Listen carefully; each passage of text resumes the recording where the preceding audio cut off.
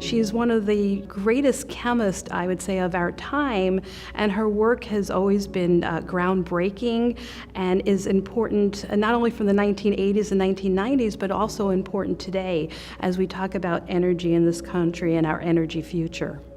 What I enjoy most about chemistry, I think, is the ability to interact with other chemists, to work as a team to achieve an objective.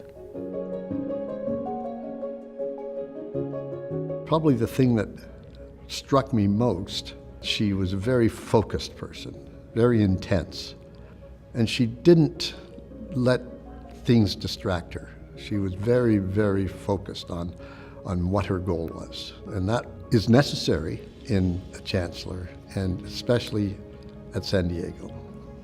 And she walked into the campus in what we knew was going to be a difficult time. It was a time of growth and yet a time of budget stress. And she managed both of those with her tenacity that someone who would be distracted would have difficulty doing that. Marye and Fox handed to me what I think at that time was a campus in spectacular shape. And that was clearly an amazing accomplishment because she spent her first 8 years of her administration in this campus during turbulent times, and she did an excellent job. She took on a big endeavor, and that's by taking on a $1 billion campaign. And now when she first began, I mean, that was unheard of at the time. But because of her leadership, her thought process, and had the right people in place, we were able to actually meet that goal, and we met the $1 billion campaign. She carried it through and got it finished, and she gave me a great sense of relief that she fulfilled it beautifully. She began programs that were outreach programs, and in particular to the underrepresented communities. She always wanted to meet with business people, parents. She wanted to also meet with community leaders. She actually met with tribal leaders, and during those conversations, the tribal leaders told her that the fourth Thursday in September was actually California Native American Day. And Marye turned around and looked at me and said, "Let's make it happen that we have the first one on our campus."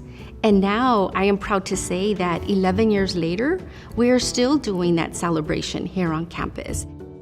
You know, not only a great researcher, not only a great administrator, but Marye is also a great teacher. And you know, she taught many graduate, undergraduate students, postdoctoral associates during her career. So she's really had an impact, not as just administrator, as a researcher, but also as a teacher. I have been the first female in many of the positions I held. I was the first woman to be hired as an assistant professor in the Department of Chemistry in Austin. So there is still a glass ceiling to be broken, and I'm pleased that I've been able to break it a couple times. Clearly, being a woman in a very hardcore old STEM discipline is not that easy. But within that, she was a member of the National Academy of Sciences at a very young age. She won the National Medal of Science.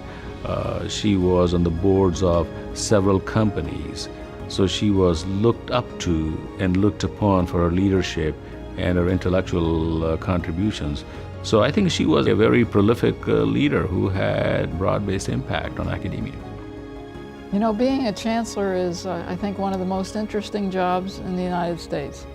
I've had the privilege to work with a lot of different people, and each one of them provides a unique interaction.